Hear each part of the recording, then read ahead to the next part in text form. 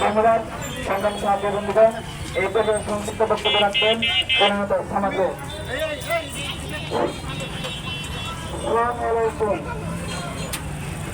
সংগ্রামী গ্রামগঞ্জবাসী,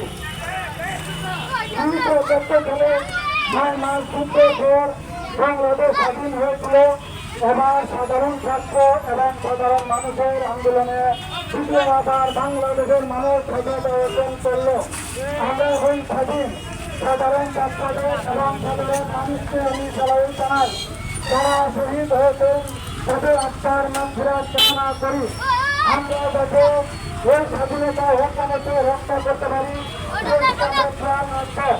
আপনারা জানেন যেভাবে শেখ হাসিনা 16 বছর অত্যাচার নির্যাতন করেছে।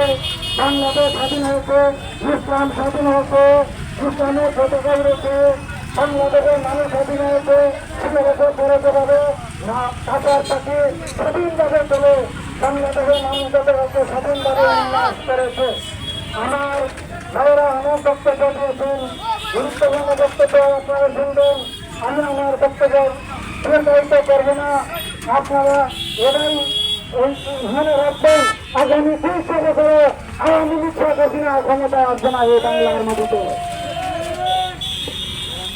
ধন্যবাদ সংগ্রাম ছাত্র বন্ধুগণ। এই পর্যায়ে বক্তব্য রাখবেন জেলা সমাজ সংগ্রামী সভাপতি মাওলানা আলী আকবর ভাইয়ের বক্তব্যের মাধ্যমে আমরা আমাদের আজকের বক্তব্য সমাপ্ত ঘোষণা করব। এই পর্যায়ে বক্তব্য রাখবেন জননেতা মাওলানা আলী আকবর। আসসালামু আলাইকুম ওয়া রাহমাতুল্লাহি ওয়া বারাকাতুহু।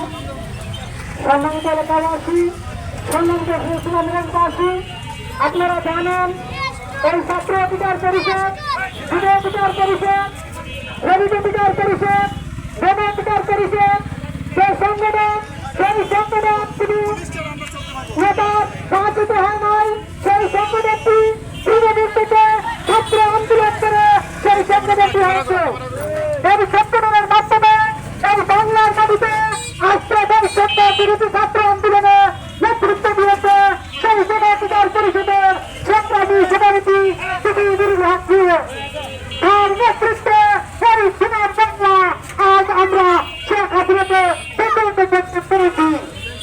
আজ আমার বাড়ি ছেলে চিকিৎসকের ক্ষেত্রে মিনিটের ক্ষেত্রে আমার বাড়ি থেকে বাহির হয়ে আসলো।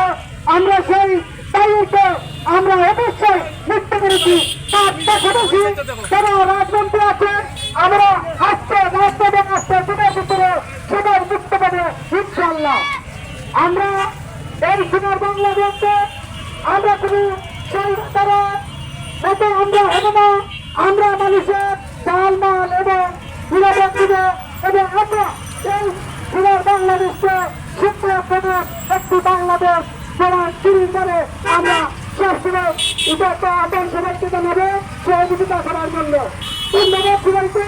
আজকে আমাদের এই প্রতিনিধি এবং বিজয়ী ছিল সমস্ত ঘোষণা করছি। এরপরে আমাদের এইখানেই সমাপ্ত হলো। ধন্যবাদ সবাইকে।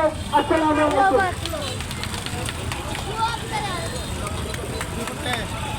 ধন্যবাদ। বুঝছি না